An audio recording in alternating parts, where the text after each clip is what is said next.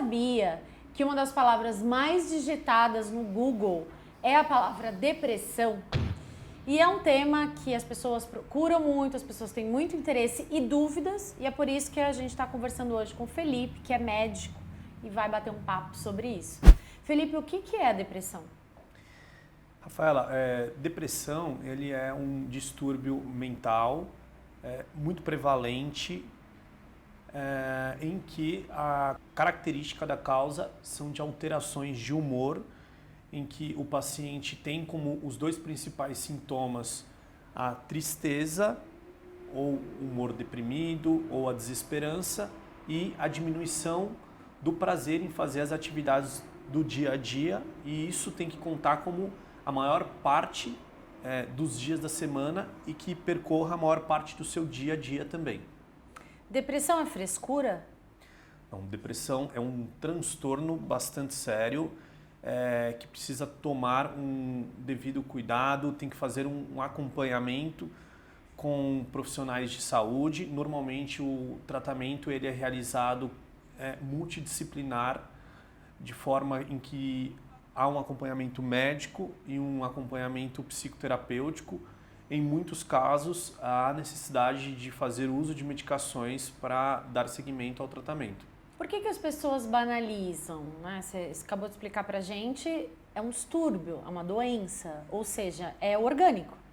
Sim, o transtorno depressivo, ele tem como a principal teoria uma causa orgânica, né, que é levada por um desequilíbrio neuroquímico cerebral, em que o nosso cérebro ele para de produzir, ou ele diminui, na verdade, a produção de algumas substâncias químicas que levam à alteração do nosso humor, né?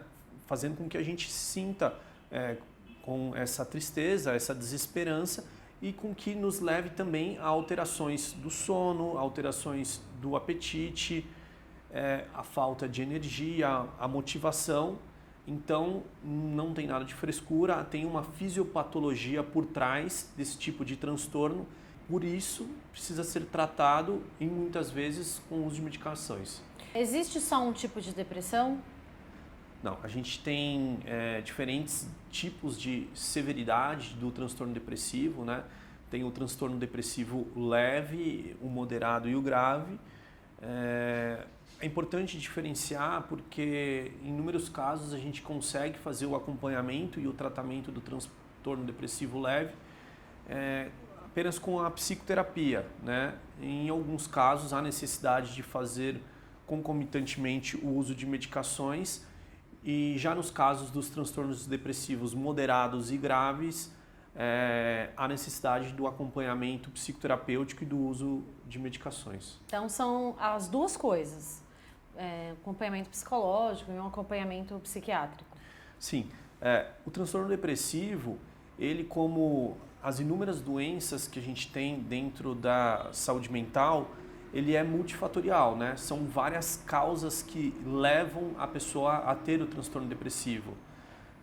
A gente observa muito pacientes que pensam que na vida está tudo bem, na parte financeira, a família, e que adoeceram e não teriam por que estar adoecidos, já que ele está num constante bem-estar, a maneira que ele observa a vida dele. Eu estou feliz, está tudo bem na minha vida, por que eu estou me sentindo assim? Exato. Por ser uma doença multifatorial, ou seja, existem causas hereditárias que levam à depressão, causas psicológicas e os fatores ambientais. Então, por ter todas essas causas que levam ao transtorno depressivo, nem sempre o paciente tem que ter sofrido alguma situação de conflito ou estressora que fizesse com que ele adoecesse, né?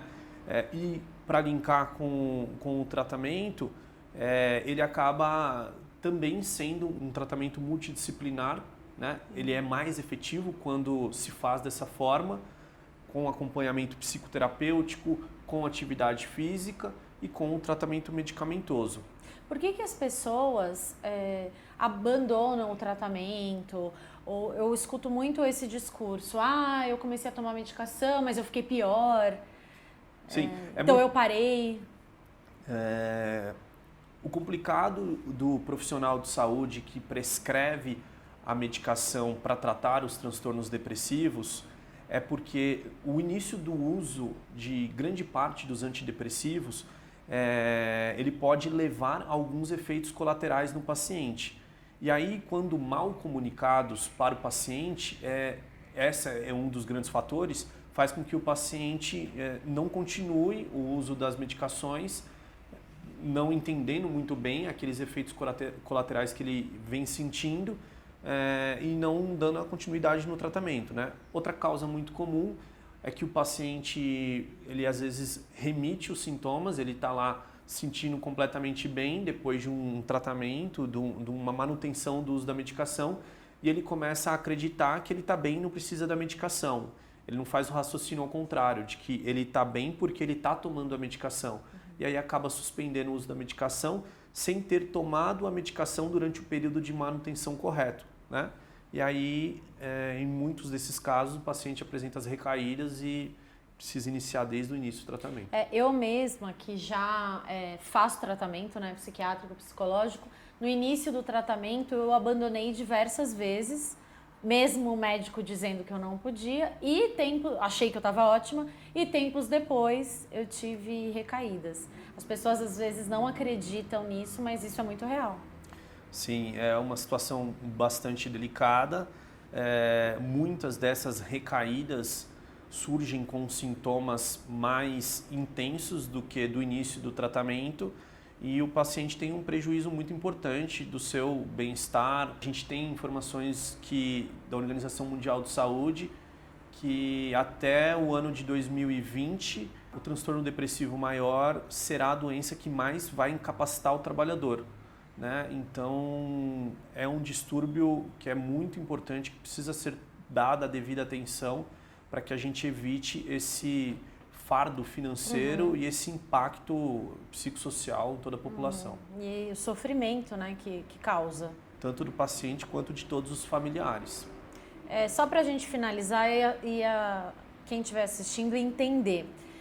Não necessariamente uma pessoa que tem depressão e ela fica, por exemplo, não quer sair da cama, ela deixa de ser funcional.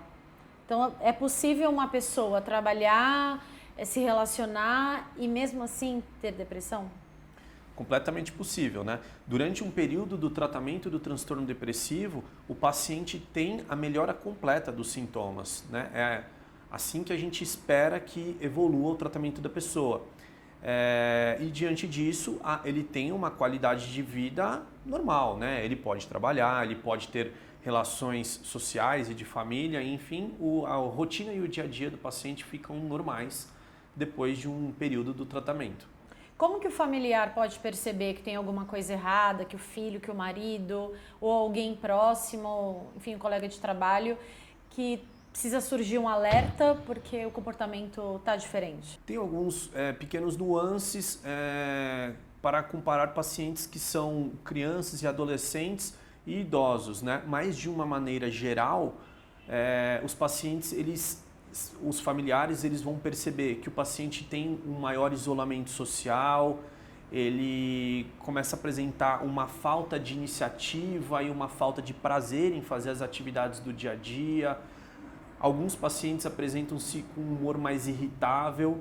Esses são um dos principais sintomas que dá um start. Exato, para que os familiares possam orientar que esse ente dele querido vá atrás de ajuda e de um acompanhamento profissional para a saúde mental desse tipo de transtorno.